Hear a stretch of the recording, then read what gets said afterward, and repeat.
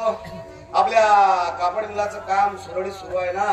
काय सांगू साहेब, कामगारांनी आपल्या मागण्यासाठी धरणे आंदोलन केली, नारेबाजी केली, त्यामुळे फॅक्टरीचं कामकाज बंद होतं. आज फॅक्टरीचं कामकाज बंद. संताप संताप संताप. त्या कामगाराच्या अशा वागण्यामुळे माझं डोकं दुखायला लागला. काय मागण्यात त्यांच्या? मला सांगा, काय मागण्यात त्यांच्या? अच्छा, मागणी क्रमांक 1, दिवाळीचा बोनस देण्यात यावा. मागणी क्रमांक 2, वाढत्या महागाईनुसार पगारात वाढ करण्यात यावी. मागणी क्रमांक 3, महिन्याचा पगार दर 30 तारखेला देण्यात यावा.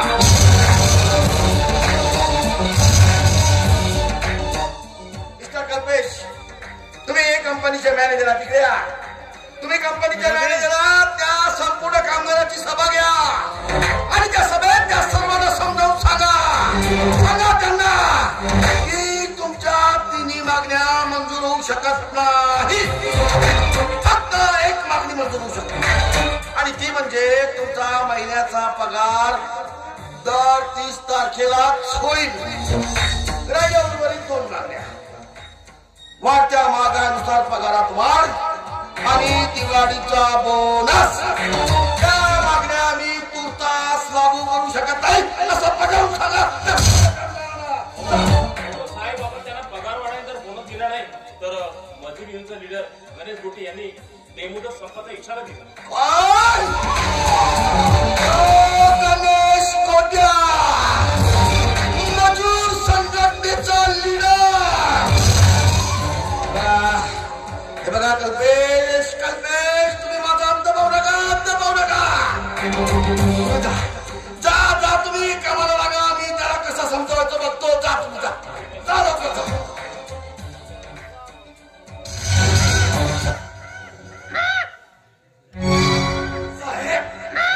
साहेब, कल्पेश काय म्हणत?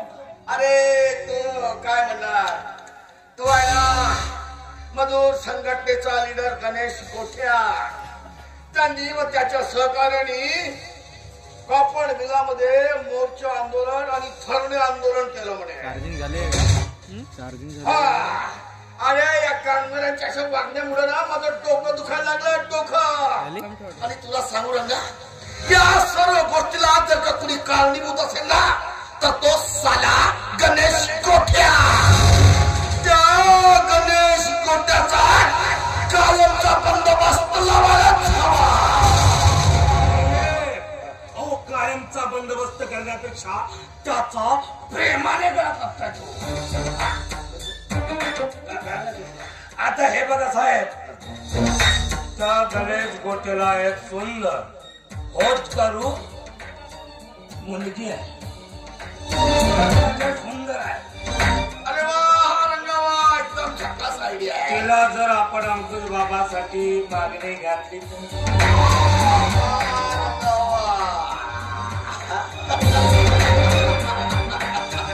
आयडिया एकदम झकास आहे. पण तो गणेश गोट्या मुलगी जायला तयार हवा ना. हा रंग असल्यावर त्याला प्रेमाने जाण्यात घेईल.